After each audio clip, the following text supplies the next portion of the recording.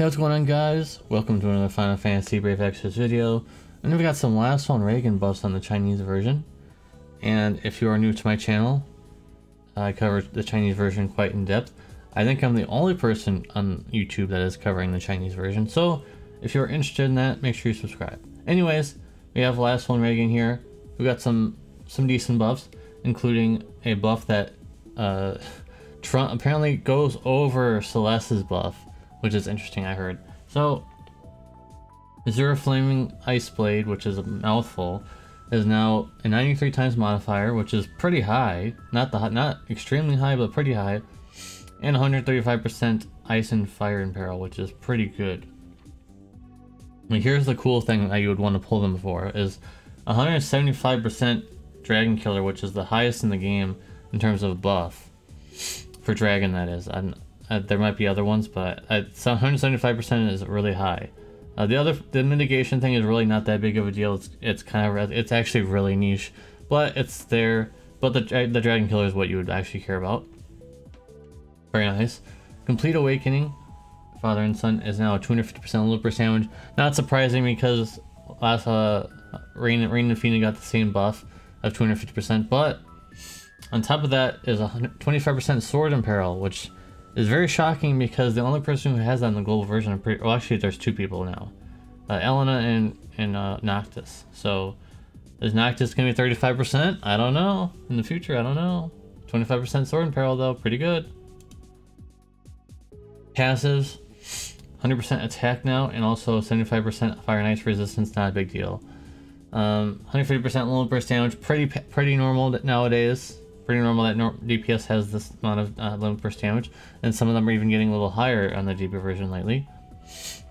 And on top of that, 100% human killer, so it's going to help them out quite a bit more against human enemies.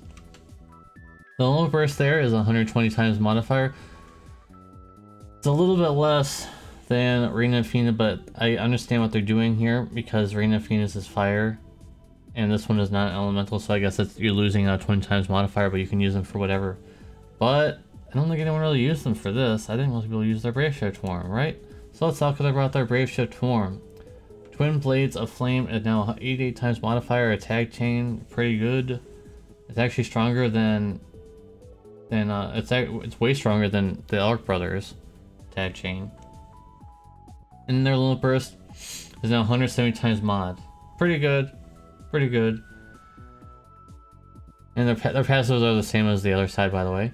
And the STMR now has 85% Dragon Killer, which is okay, I guess. I mean, if you use Grand Star, now you have 100% Dragon, or you have 100% in terms of that additional Dragon Killer.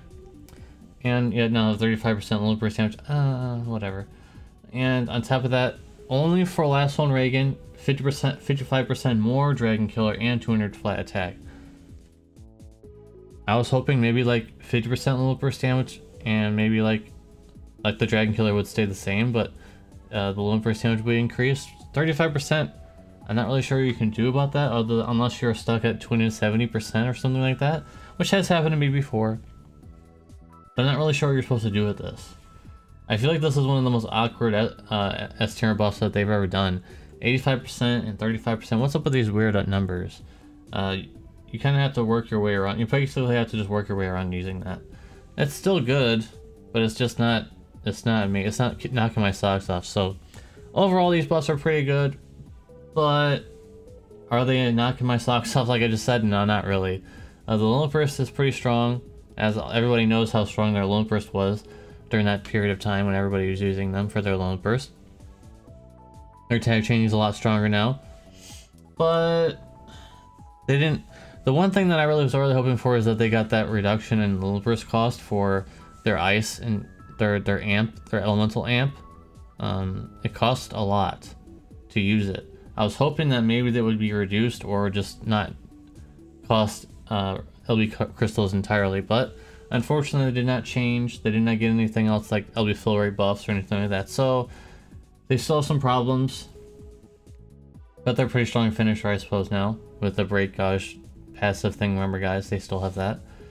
So anyways, guys, thank you guys for watching. That's about it for the video. It's really short because there really wasn't any other buffs. There's no vision card. I'm surprised that their vision card didn't get buffed either, by the way. is the same. I guess it's still pretty strong, but I mean, I was hoping that last level may have been changed or something. Oh well. Yeah, thank you guys for watching. Make sure you like the video and make sure you subscribe if you're new around here, and I'll see you guys in the next one. Peace.